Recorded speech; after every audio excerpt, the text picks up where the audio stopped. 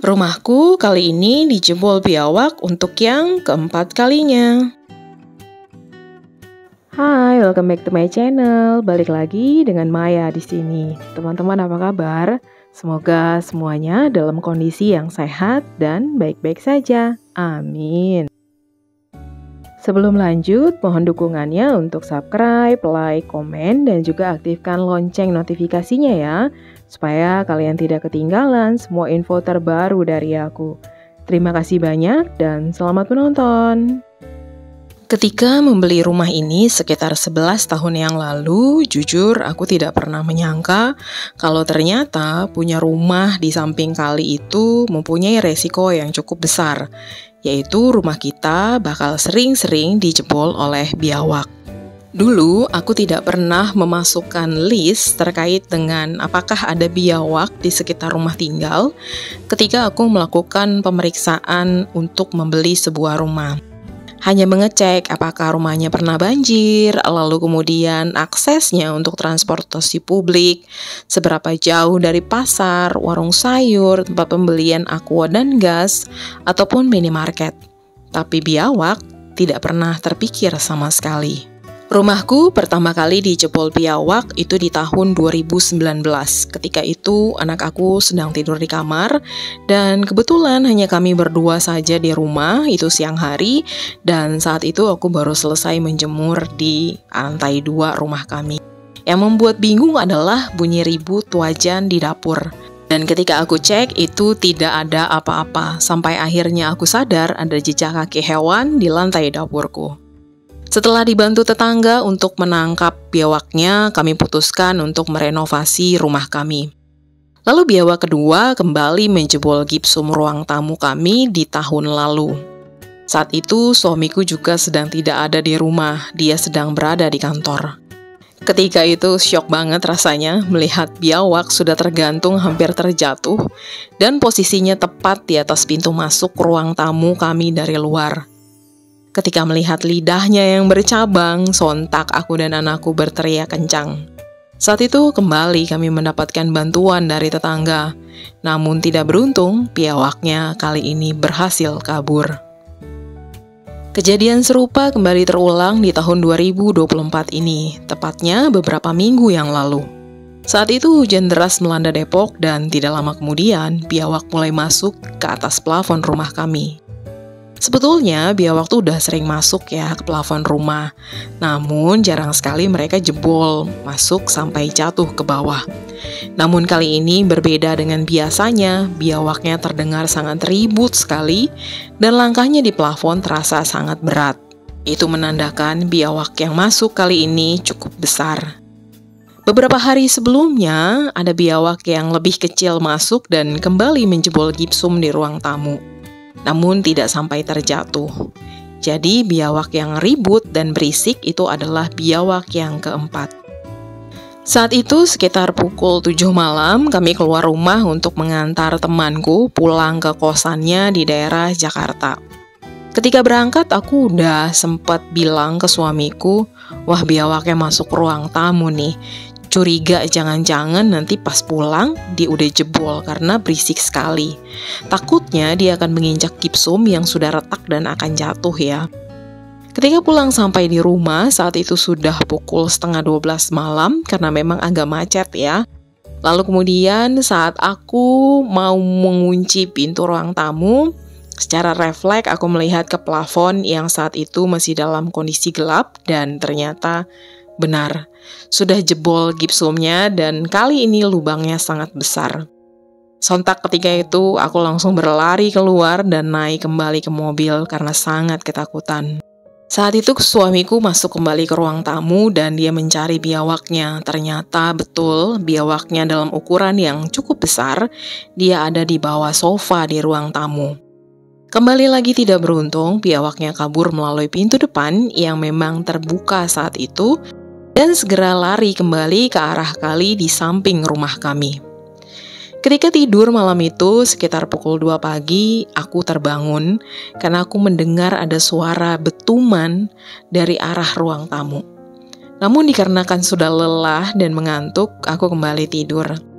Dan keesokan paginya, sekitar pukul 8 pagi, suamiku kembali melihat ada biawak yang besarnya hampir sama dengan biawak yang kabur semalam, dan dia sedang berusaha memanjat lemari yang berada di kamar tamu rumah kami. Kali ini biawaknya tertangkap dan cukup besar. Sepertinya inilah biawak yang terbesar selama masuk ke dalam rumah kami, dan biawaknya bisa teman-teman lihat di awal tadi ya teman-teman dari video ini. Setelah kejadian tersebut, akhirnya kami memanggil tukang langganan kami untuk mencari lubang masuknya biawak. Bukan berarti selama ini kami tidak pernah mencari tukang untuk menemukan lubang masuknya ke dalam rumah. Namun selama ini tidak ada yang berhasil menutup lubangnya, karena posisinya memang agak sulit ya untuk dilakukan dari luar rumah, karena tempatnya sempit dan juga tidak strategis. Akhirnya kami memutuskan untuk membuka plafon dari dalam rumah yang kami perkirakan tempat masuknya biawak, dan ternyata benar. Ada lubang bekas bobokan tukang AC yang cukup besar di dekat plafon. Jadi dari situlah selama ini para biawak itu selalu masuk ke dalam rumah. Dan seperti sudah menjadi rahasia umum di antara para biawak, bahwa itulah jalan masuk ke dalam rumah kami. Saat ini rumah kami sedang dilakukan renovasi sedikit, lanjutan dari penutupan lubang biawak tersebut. Nah, dikarenakan Mas Heru, tukang langganan kami yang juga merupakan teman kami saat ini, itu sering kali full book. Jadi ketika dia datang ke rumah kami harus memaksimalkan kedatangannya. Untuk beberapa plafon yang memang sudah lapuk, itu kami ganti ya dikarenakan bocor. Dan ya karena memang rumah ini rumah tua, kami beli rumah second ya teman-teman. Dan berdasarkan kata tanggung, akhirnya merambah ke kamar mandi belakang, kamar mandi kami yang di depan. Lalu kemudian juga kami mengganti floor drain yang ada di kamar mandi belakang. Dilanjutkan dengan mengganti plafon kamar mandi, serta kami juga mengganti saluran air pembuangan sink cuci piring dengan paralon.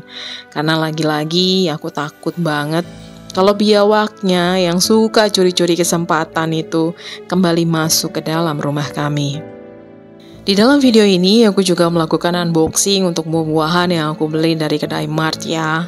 Karena kalau untuk buah-buahan agak kapok beli di tukang sayur biasa karena kurang fresh menurut aku teman-teman.